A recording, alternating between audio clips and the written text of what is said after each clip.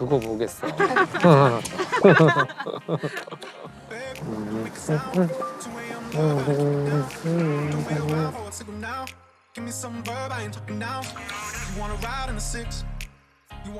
What's your name? George. George? I'm Pablo. Pablo? Pablo. George? Bring you wedding? Yes. Wedding ring? Yes. Me too. Wait. Oh. Ollie. Come on! Come on, boy! Oh, you know my night today. Yeah.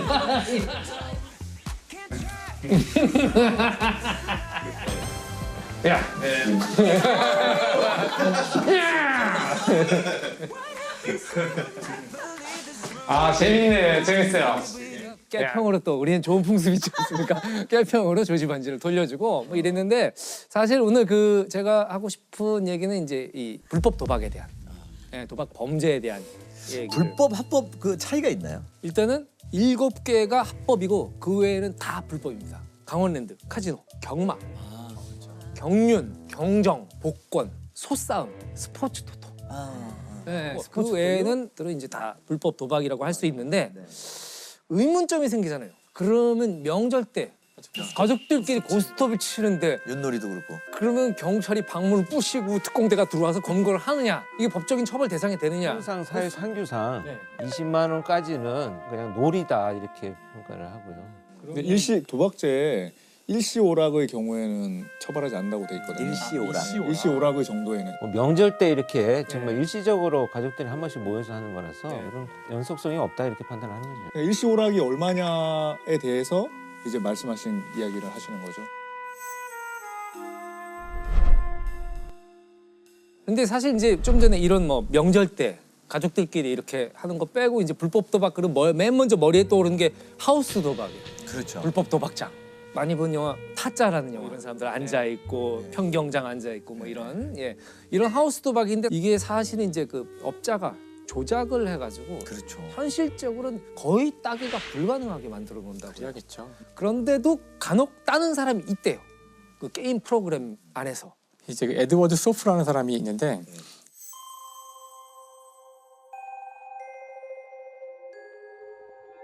이제 그 룰렛에서 움직이는 공의 운동이 사실은 이 물리학적인 대상일 수도 있잖아요.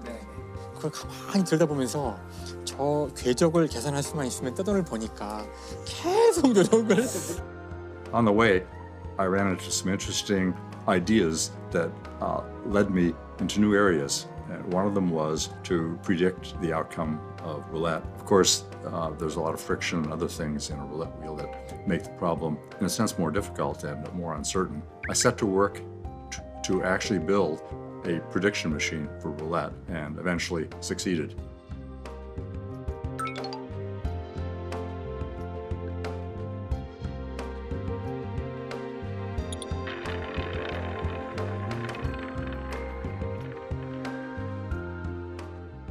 여기에 고도의 이론이 다 쓰여요. 모든 엔트로피 공식부터 시작해가지고 다 써야 돼요. 모든 확률 계산을 다 하면서 그 공부로 그냥 박사가 되는 게 낫지 않을까? 그냥 도박을 안 하는 걸로. 그러니까 이 정도 되면 사실 정당한 노동의 대가죠. 하지만 이렇게 했어도 사실 많이 버는 건 아닌 거죠. 그렇게 그렇죠. 된 거고. 그거 얼마나 공부하고 했겠어요. 그렇죠. 그러니까 결국 그 다음에 블랙잭 연구를 시작했어요. 그렇죠. 그 블랙잭이 그 21 숫자보다 작게 맞. 근데 이 사람이 수학과잖아요. 근데 이 사람이 그걸 열심히 공부한 다음에 그걸 바탕으로 논문도 쓰고 그랬거든요.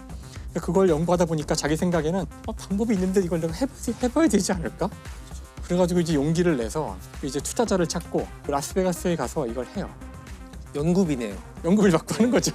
투자비를 받고서 지금 돈으로 하면은 한 1억 가까운 돈인 것 같은데 자기 이론에 따라서 하는 거야. 정말 앉아가지고 펼쳐놓은 카드에만 기반해서 확률 계산을 하는 거예요. 계속하면서 정말 냉정하게 오로지 수학으로만.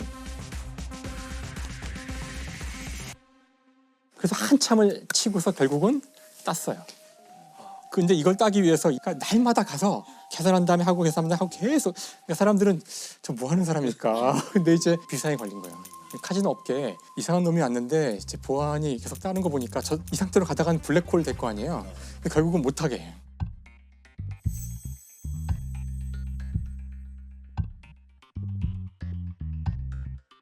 아예 그러니까 여긴 더 이상 갈 수 없어요. 이 바닥은 이제 위험해져가지고. 근데 그 자기는 일단 만족한 거죠. 돈을 땄으니까 만족한 거고 더 좋은 거는 자기 이론이 맞다는 걸 확인한 거예요.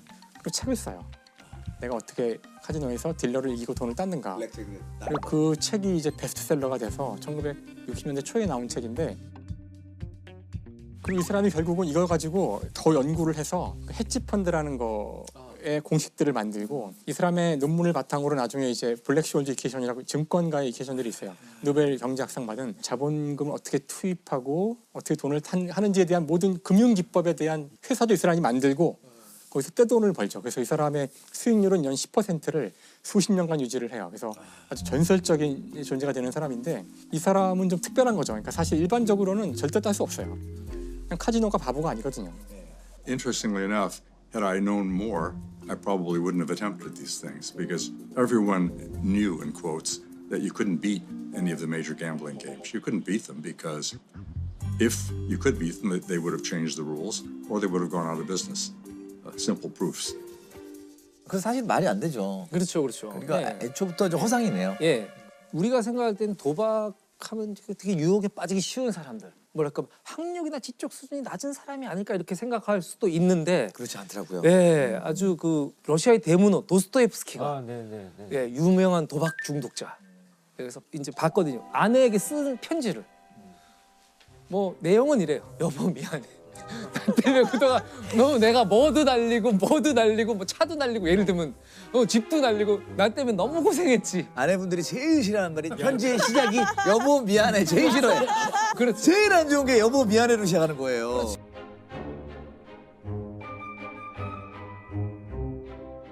정신 못 차린 티가 너무 나요 도스토옙스키가. 그 대문호가 그 대문호가 죄와 벌을 죄와 벌 까라마조프가 형제들을 쓴 사람이 정신 못 차리고 있어. 그래서 그 작품을 썼잖아요. 판도 마련하려고. 예. 같은 경우에 이제 그런 것들이 또 등장하고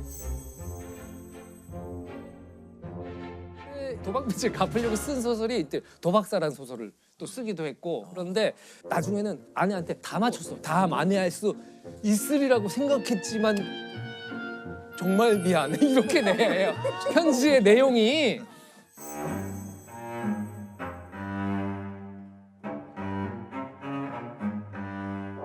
인간은 왜 애초에 도박을 할까요? 제가 생각해봤을 땐 그런 것 같아요. 인간은 무료함을 참지 못해요.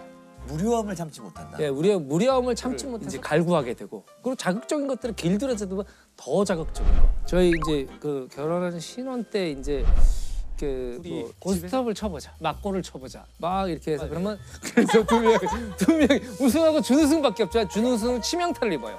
저는 사실 그걸 잘 못 쳐요. 못 쳤는데 저희 와이프가 너무 잘 치는 거예요. 계속 찌는데 너무 속상한 거죠. 한쪽 B급 1, 긴 쪽에 두 쪽 B급 2, 짧은 쪽에 하나 3. 야, 설거지 안 하려고 그걸 두 만들. 쪽 다 4. 이런 식으로 백전백승. 문제는 뭐냐면 이제 풍족하지 못한 관계로 형광등을 갈 시기가 지났는데 이제 갈 돈이 없어가지고 이제 방치해 놓고 있었어요. 근데 이제 밤에 치게 되니까 이 불빛에 반사돼서 흠을 봐야 되는데 잘 안 보이기 시작한 거예요. 2000년대 초반에 그랬습니다 이 집이. 예, 맞아요. 이렇게 해가지고 제가 이 반사를 이용해서 이렇게 했는데 저 잠깐만. 이상해? 최근에 왜 이렇게 계속 이기지? 그런데 야, 이 지금도 잊혀지지가 않아. 네가 인간 마누라를 속여? 아니 돈도 걸리지 않는데 마누라를 속여? 그래서 내가 잘못했다. 싹싹 빌고 나서 그건 도박이 아니고. 그냥 사기. 예, 사기. 그런 얘기들 하잖아요. 인간의 본성 안에 이런 게 있는 게 아니야. 호모 루덴스, 인간을 정의하는데 놀이하는 인간, 유의하는 인간 이런 얘기를 하잖아요. 이 놀이의 가장 극단적인 자극 형태가 도박. 놀이가 우리한테 위로를 주기도 하고 우리 삶의 동력이 되기도 하는데 극단으로 치다는 경우에는 위험해질 수 있구나. 역시 과유불급. 사실 요즘에 그거보다 훨씬 더 퍼센테이지가 많고 문제가 되는 것이 도박 사이트예요. 네, 도박 사이트라고. 요즘 진짜 이 도박도 온라인으로 옮겨. 과거와는 달리 10대 청소년들이 도박 중독이 많아요. 네. 굉장히 심각하죠. 이 스마트폰으로 도박 사이트에 접속을 하는 거예요. 그리고 성의 인증 절차가 굉장히 허술해요. 놀이처럼 생각되니까 이 아이들은 죄책감이나 내가 범법을 저지른다는 인식이 많이 없는 거예요. 다 가는데 내가 안 가면 소외되는 것 같아요. 스포츠인데요. 누가 이기나 지나 맞추는 거고. 누가 제일 빨리 도착하나 맞추는 거죠. 얘는 대상이 좀 높아요. 2.8자 진짜 고등학생들이 접속하는 불법 도박 사이트입니다. 스마트폰 사용이 늘면서 청소년들 사이에서 인터넷 도박이 번지고 있습니다. 도박으로 돈을 많이 따면 친구들 사이에서 이른바 짱이 됩니다.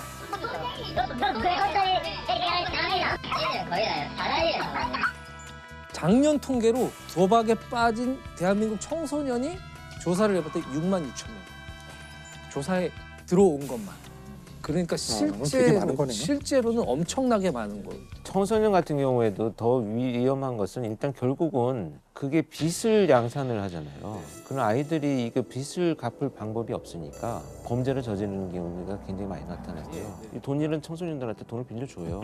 그리고 엄청난 이자를 받아요.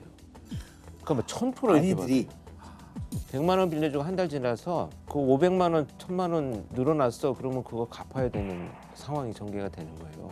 그러면 어떻게 하느냐? 너 누구 몇 명 데리고 와. 몇 번 이기고 나면 얘들이 또 빚이 생기면 또 그렇게 늘어나는 거죠. 이게 다둥이처럼. 아이들 친구들 돈을 뺏는다든지 그렇죠. 또 이런 결국은 행동을 하는 거죠. 그렇게까지 빌려서 안 되면 이제 범죄를 저지르러 나가는 거죠. 그렇게 해서 청소년 도박 관련해 가지고 절도 강도 범죄가 상당히 많이 늘었어요. 실제로 학교에 소위 좀 뭐 일진이라고 해야 되나요? 네, 그런 친구들이 사채업체를 통해 가지고 도박하는 친구들에게 이 사채를 빌려주는 이런 경우들이 지금 발견되고 있습니다. 인자를 얼마 주겠다 이런 식으로 해서 대부분 빌리거든요. 빌린 돈이 너무 커가지고 감당이 안 되니까 부모님한테 말하기도 하고 이제 막상 갚을 날이 되니까 못 갚았거든요.